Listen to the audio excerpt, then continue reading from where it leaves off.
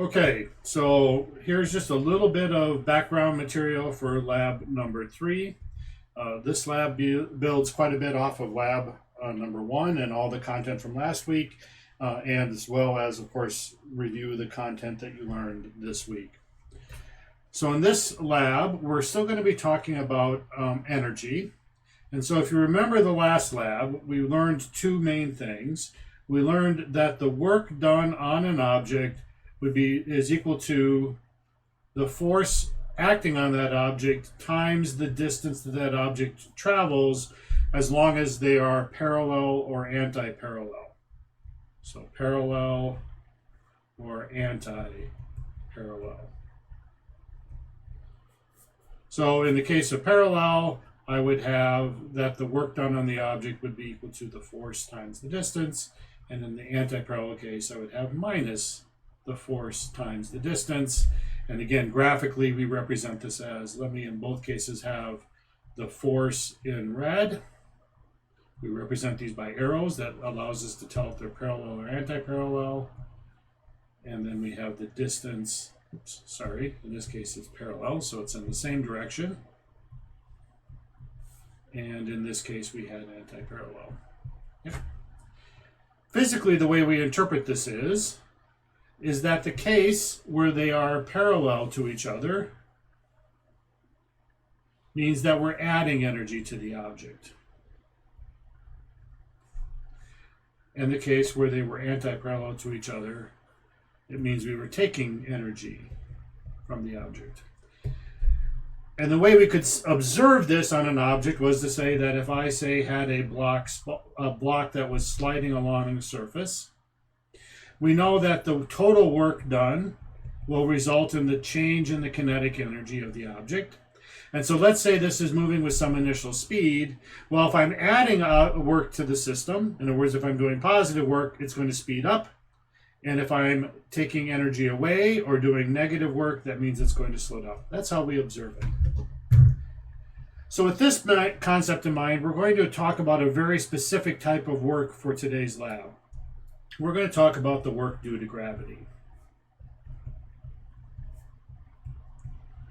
Okay, so gravity is a force, and the force specifically with gravity is weight. So we have the weight of an object.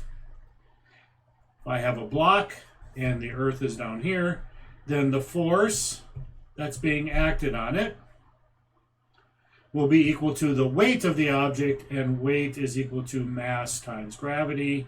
And so we will sometimes label this as F sub g as the force of gravity, which is equal to the weight. And if I say take an object, and you can test this, if you have your kit with you, you have a marble. If I take the marble and I let it go, then the gravity will do work on that object, and that work will cause the object to speed up. That's what I observed. So that object is, the force of gravity in that case is doing positive work if I displace downward. So we have this work due to gravity, which is going to be equal to the force of gravity times the displacement, or mg times the displacement. Now remember, and this will be important when you answer one of the questions later in the lab, this displacement must be either parallel or anti-parallel to the force. So for example, if I move the object sideways, that's perpendicular, and that means gravity doesn't do any work. I wouldn't see the object speed up or slow down. So we're going to treat gravity a little bit special, because we're going to make the classification of the work done by gravity, we're going to give it a special designation. And that designation is potential energy.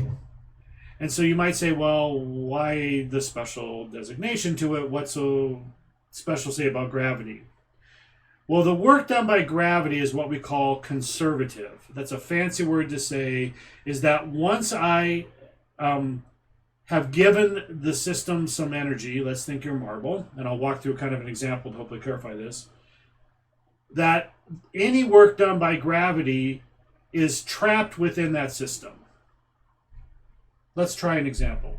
So let me take a marble and let me throw it up in the air with some initial speed v. Well, if you do this, you can observe that in time, the marble will move upward, and eventually it'll come to some point where it will stop moving, where the speed is 0 at the top. Now think about what that means. That means when I leave, I do have initial kinetic energy. But when I'm at the top, I have no kinetic energy. Remember, kinetic energy was 1/2 mv squared. And so at the top, if I'm not moving, that means my kinetic energy is 0. But I had initial kinetic energy. Well, that energy had to go somewhere to be conserved. And where did it go? Well, it went into the fact that gravity did work on this object. Let's take this one step further. Now what happens to the ball? Well, it's gone to its maximum height, and what we know will happen is that it will turn around and it will come back to the bottom. And if you carefully did this experiment, you'd notice that the speed that it gets to the bottom here would be the same as the speed as it left after it left your hand when you threw it up in the air. So what happens? The ball goes up, it gives up all of its kinetic energy into this gravitational potential energy, and then the ball comes back down, so that gravitational potential energy returns and it comes back as kinetic energy of the ball.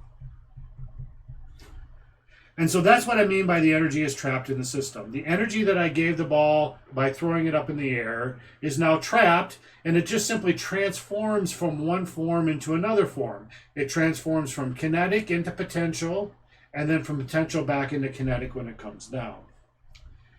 And so mathematically, we can represent this as the system will have some initial potential energy plus some final initial kinetic energy.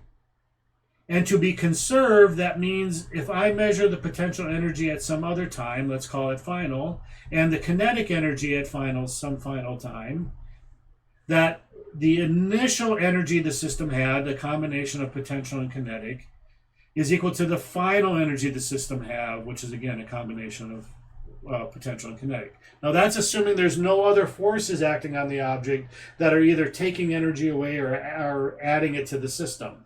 Remember, if they take it away, that energy is lost, and if it's giving it, it means it permanently gains it. So this is specifically what we call the conservation of mechanical energy. So today we're going to explore a couple of things. So when we talk about that the work due to the gravity is related to the potential energy of gravity, so we have this gravitational potential energy.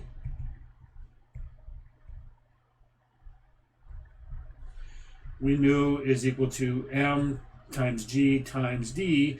You're going to explore what d we're actually talking about. And again, as you do the experiment, remember it's the d that lies parallel, and the force of gravity always points towards the Earth.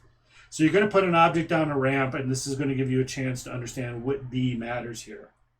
And second, to the best of our ability, we're going to show that gravitational potential energy indeed is conserved and becomes kinetic energy. I'm going to warn you now, and I'm going to warn you again when you do the second experiment with the ramp. This is a real experiment. And so what you're going to find is that the kinetic energy is not perfectly in agreement with the initial kinetic energy, but you'll notice it always has a trend. It will always either be above or below the potential energy that you would think it should be. And I'll want you to think a little bit about what that means in terms of other forces and other works being done on the object. Now again, this is just a very quick summary video. I don't intend to explain everything here. If there are questions, please review the content of the material in the class and or talk to your instructor in the course.